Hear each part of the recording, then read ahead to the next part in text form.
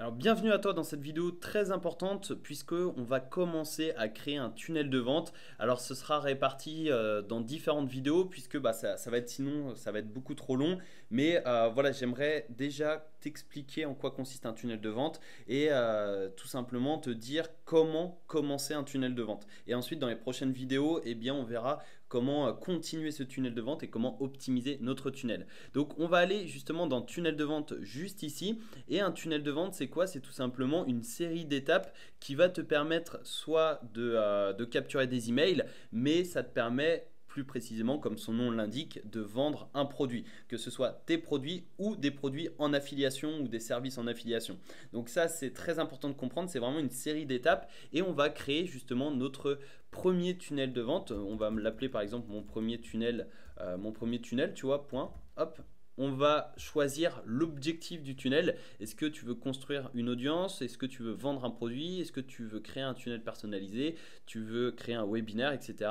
Donc si tu débutes, je te conseille vraiment de construire une audience, c'est-à-dire de récupérer les adresses email. Si tu veux vendre un produit, tu peux cliquer sur vendre un produit. Donc là, je vais cliquer sur construire une email, construire une audience puisque c'est très important. Et on choisit la devise, donc on va laisser euro. On va créer. Alors déjà là, tu peux voir, en fait, ça va créer par défaut un tunnel. Donc là, on a une page de capture, une page de remerciement.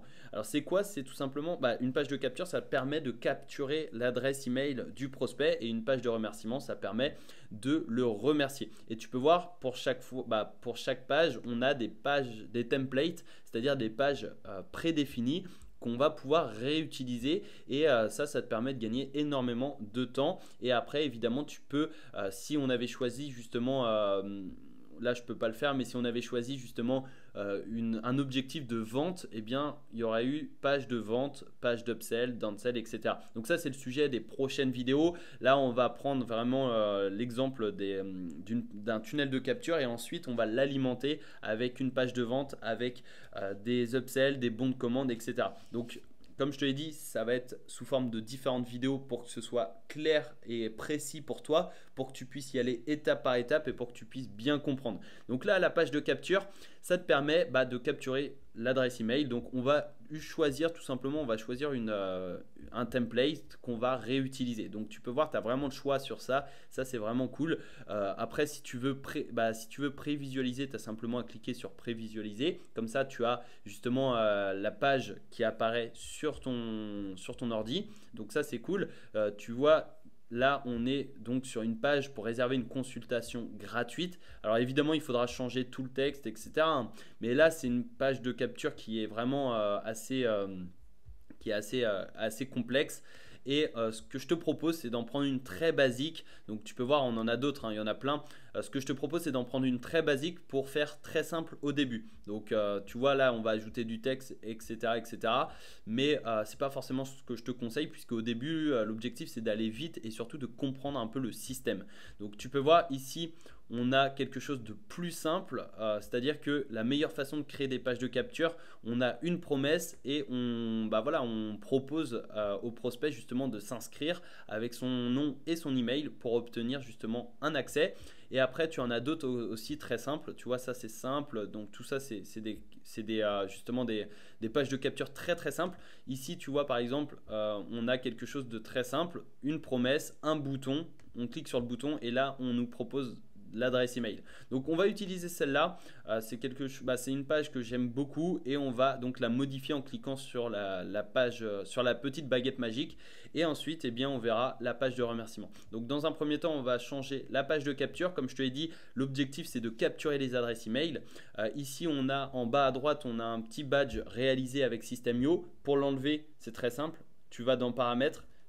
Donc tu vas dans paramètres, tu cliques sur paramètres, tu vas tout en bas et tu décoches cette case. Et comme ça disparaît et c'est beaucoup mieux puisque l'objectif d'une page de capture, c'est de capturer l'adresse email et pas de divertir la personne. C'est-à-dire que quand une personne arrive sur cette page, elle a deux choix, soit quitter la page, soit s'inscrire. Et on va simplement modifier tout ça. Donc on va prendre l'exemple, tu vois, par exemple d'un e-book sur la productivité. J'avais pris l'exemple de la productivité dans les tags. Donc on va reprendre cet exemple et par exemple tu peux mettre recevez gratuitement votre exemplaire. hop, votre exemplaire de notre livre.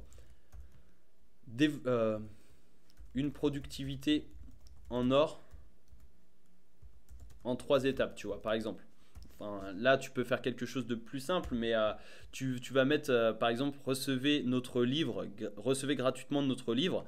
Donc là, tu supprimes ça, notre livre, une productivité en or en 3 étapes, ou développer votre productivité en 3 étapes, améliorer votre business en ligne grâce à ces 3 outils. Je sais pas, tu mets, voilà, tu mets le livre, enfin le e-book, tu peux aussi mettre e-book ici, c'est comme tu veux, livre numérique, voilà, peu importe, ou tu peux mettre formation si tu offres une formation, vidéo, conférence, interview, etc. Donc tu adaptes bien évidemment à ton bonus. Je te le rappelle, il faut absolument offrir un bonus pour récupérer des emails, c'est-à-dire que la personne ne va pas te donner son adresse email pour justement le plaisir, c'est-à-dire contre rien. Il faut vraiment offrir un petit bonus pour inciter la personne à cliquer et à s'inscrire. Donc ici, tu peux voir, on va modifier ça parce que là, on offre un livre et ici, on offre donc une formation, le début de la formation.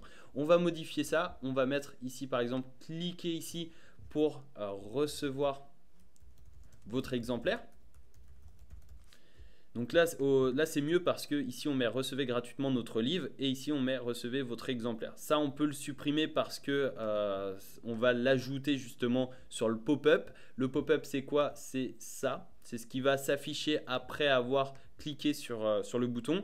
Et évidemment tu vas pouvoir donc soit agrandir, tu vois, comment dire, la partie ici. Tu peux modifier la police juste ici. Donc tu as le choix, tu vois. Tu peux mettre par exemple Verdana, c'est une police que j'utilise beaucoup. Tu peux le mettre en gras, en italique, etc. Ça, tu peux bien évidemment modifier la couleur juste ici. Tu peux modifier la taille. Tu peux modifier justement l'action du bouton. Donc tu peux enregistrer le contact, ouvrir le pop-up, rediriger vers une page ou vers l'étape suivante dans le tunnel. Donc là, par défaut, c'est ouvrir un pop-up. On peut aussi changer la marge, c'est-à-dire tu peux voir, on va modifier la hauteur, etc. Donc par défaut, c'était 30. Hop, ok. Donc voilà, je t'invite vraiment à fouiller et c'est en pratiquant que tu vas apprendre. Donc je te conseille vraiment de pratiquer, de créer des pages de capture, des pages de remerciement, des pages de vente et d'utiliser tout ça. Tu vois, par exemple, arrondissement des coins. Donc là, c'est pour arrondir les coins, rembourrage, les bordures, retarder l'apparition, etc. Donc c'est vraiment en pratiquant que tu vas comprendre le fonctionnement, mais cette vidéo c'est vraiment pour t'expliquer rapidement les fonctionnalités principales lorsque tu crées une page de capture. Et tu vois, si par exemple tu veux modifier la couleur de l'arrière-plan, et eh bien tu vois couleur d'arrière-plan et ici tu vas réduire justement la transparence et ça va être beaucoup plus blanc, ça va mieux ressortir. Donc ça c'est un conseil également que je te donne. Et après tu vois pop-up, donc ça une nouvelle fois c'est quand la personne va cliquer sur le premier bouton, ça va s'ouvrir. Donc je te conseille par exemple de mettre par exemple tu vois à quelle adresse email souhaitez-vous recevoir votre exemplaire, tu vois, par exemple. Là, c'est un peu gros, donc on va réduire la taille. On va le mettre comme ça. On va pouvoir changer. On peut mettre la même police. Je te conseille de mettre les mêmes polices. Ça ne sert à rien de vouloir changer à tout prix les différentes polices. Ensuite, ici, tu vois, champ de formulaire email. Donc, entrez votre adresse email. Si tu veux en ajouter, bah, c'est très simple. Tu vas ici. Donc là, tu as les éléments. Tu peux ajouter du texte, des titres, des listes à puces, des boîtes de contenu, du code HTML, etc. Des photos, vidéos, audio. Enfin voilà, tu as vraiment le choix. Et on va donc prendre justement champ de formulaire juste ici. On va l'insérer ici. Et on va tout simplement, type de données, on va demander le prénom, par exemple. C'est vraiment un exemple que je te donne, mais tu peux simplement demander l'adresse email. Donc là, tu vois, c'est blanc. Donc ici, on va mettre couleur d'arrière-plan blanc aussi pour bien ressortir la chose. Et après, tu peux aussi modifier le texte par défaut, donc la valeur par défaut. Là, tu mets par exemple email ou votre email, etc., etc. Donc là, tu vois, c'est pas la même chose. Donc on va supprimer ça et on va dupliquer ça. Et comme ça, on va prendre type de données email. Et ici, donc par défaut, ça remplit email. Comme ça, là, on demande le prénom et l'email. Tu peux demander plein d'autres choses, hein. Tu peux demander, par exemple, la ville, le nom de l'entreprise, le pays, le numéro de téléphone, si tu veux rappeler tes prospects, etc. En général, je te conseille plutôt de demander uniquement l'email ou l'email et le prénom, ou à la limite le téléphone si tu veux justement avoir des demandes de devis, etc., etc. Si tu veux recontacter la personne, mais il faut savoir que les téléphones, ça met un frein à la conversion, c'est-à-dire qu'il y a beaucoup moins de personnes qui vont s'inscrire si on demande justement l'adresse. Le numéro de téléphone, excuse-moi. Donc si tu offres un e-book, ça ne sert à rien de demander le téléphone.